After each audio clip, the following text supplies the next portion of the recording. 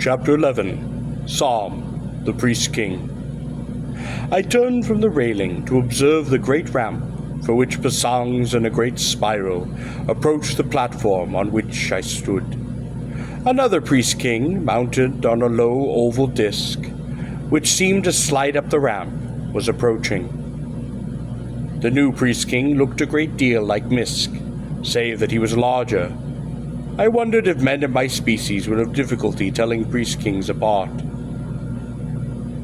Later on, I would learn to do so easily, but at first I was often confused. The priest-kings seemed themselves to distinguish one another by scent, but I, of course, would have to do so by eye. The oval disc glided to within some 40 feet of us, and the golden creature which had ridden it stepped delicately to the ramp. It approached me, its antenna scrutinizing me carefully. Then it backed away perhaps some 20 feet. It seemed to be much like Misk, except in size. Like Misk, it wore no clothing, carried no weapon, and its only equipment was a translator which dangled from its neck. I would learn later that in scent it wore its rank, caste, and station, as clearly upon the body of an officer in one of the armies of Earth might wear his distinguishing braid and metal bars. "Why has it not been anesthetized?" asked the new creature, training its antenna upon Misk. "I did not think it would be necessary." "It was my recommendation that it be anesthetized," once more said the newcomer. "I know," said Misk. "This will be recorded," said the newcomer. Misk seemed to shrug. His head turned, his laterally opening jaws opened and closed slowly. His shoulders rustled and the two antennae twitched once, as though in irritation, and then idly they began to examine the roof of the dome. "The nest was not jeopardized," came from Misk's translator. The newcomer's antennae were now trembling, perhaps with anger. It turned a knob on its own translator, and in a moment the air was filled with the sharp odors of what I take might have been a reprimand. I heard nothing, for the creature had snapped off his translator. When Misk replied, he too turned off his translator. I observed their antennae, and the general posturing and carriage of their long, graceful bodies. They stalked about one another, some of their motions almost whip-like, upon occasion undoubtedly as a sign of irritation. The tips of the forelegs were inverted, and I caught my first glimpse of the bladed, thorn-like structure therein concealed. I would learn to interpret the emotional states of priest-kings by such signs. Many of these signs would be far less obvious than the ones now displayed in the throes of anger. Impatience, for example, is often indicated by a trembling in the tactile hair in the supporting appendage, as though the creature could not wait to be off. A wandering of attention can be shown by the unconscious movement of the cleaning hooks from behind the third joints of the forelegs, suggesting perhaps the creature is thinking of grooming, an occupation in which priest-kings, to my mind, spend an inordinate amount of time. I might note, however, in deference to them, that they considered humans a particularly unclean animal, and in the tunnels normally confined them, for sanitary purposes, to carefully restricted areas. The subtlety of these signs might well be illuminated to the indications for a wandering of attention mentioned above are contrasted with the superficially similar signs which give evidence that a priest-king is well or favorably disposed towards another priest-king, or another creature of any type. In this case there is again the unconscious movement of the cleaning hooks, but there is an additional incipient, but restrained, one extension of the forelegs in the direction of the object toward which the priest-king is well disposed. This suggests to me that the priest-king is willing to put its cleaning hooks at the disposal of the other, that he is willing to groom it. This may become more comprehensible when it is mentioned that priest-kings, with their cleaning hooks, their jaws, and their tongues, often groom one another as well as themselves. Hunger, incidentally, is indicated by an acidic excretion which forms at the edges of the jaws, giving them a certain moist appearance. Thirst, interestingly enough, is indicated by a certain stiffness in the appendages, evident in their movements, and by a certain brownish tannish that seems to infect the gold of their thorax and abdomen. The most sensitive indicators of mood and attention, of course, as you would probably gather, are the motions and tensality of the antennae. The translator, incidentally, supposed to be turned on, would provide only the translation of what was said, and the words, unless the volume control was manipulated during the message, would always occur at the same sound level. An analog to listening to a translator would be to imagine words as pictures, which in the same typeface and size flash serially upon a screen. This would be no clue in the individual picture per se, of the rhythm of the mood of the speaker. The translator can tell you that the speaker is angry, but it cannot show you that the speaker is angry. After a minute or two of the priest-kings, they stopped circling one another and turned to face me. As one creature, they turned on their translators. "You are Tal Gabat of the city of Koroba," said the larger. "Yes," I said. "I am Sarm.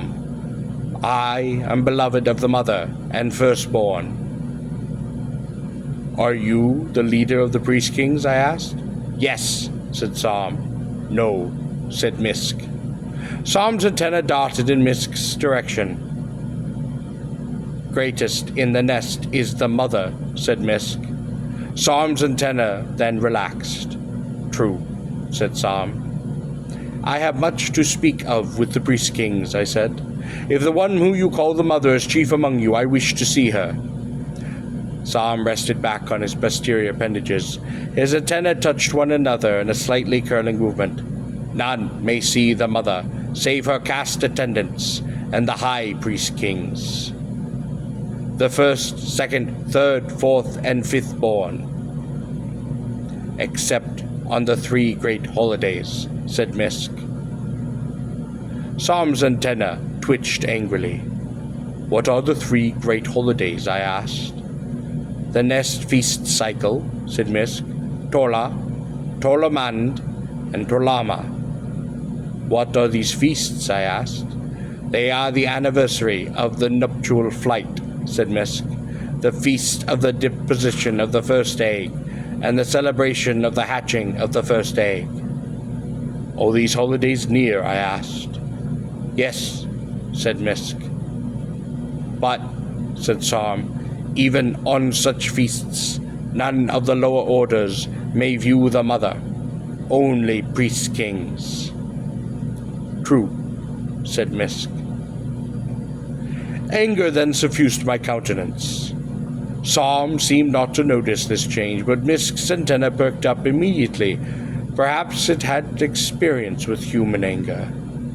"Do not think badly of us, Tal Gabat," said Misk. "For on the holidays, those of the lower order who labor for us, be it even in the pasta or fungus trays, are given secrete from their labors." "The priest-kings are generous," I said. "Do the men below the mountains do as much for their animals?"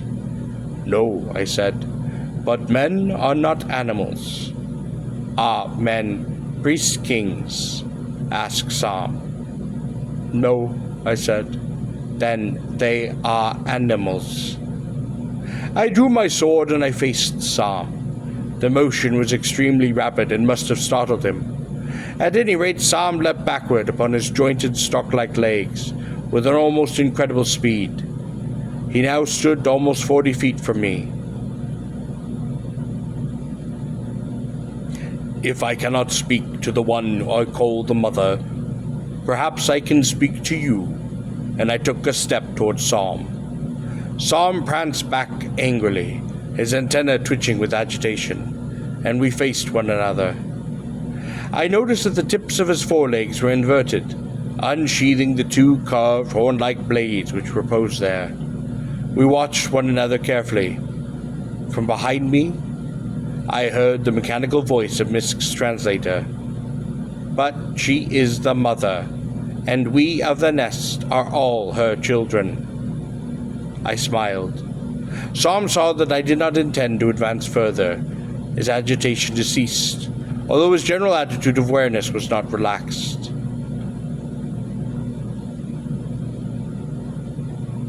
It was at this time that I first saw how priest-kings breathed. Probably because Sarm's respiratory movements were now more pronounced than they had been before.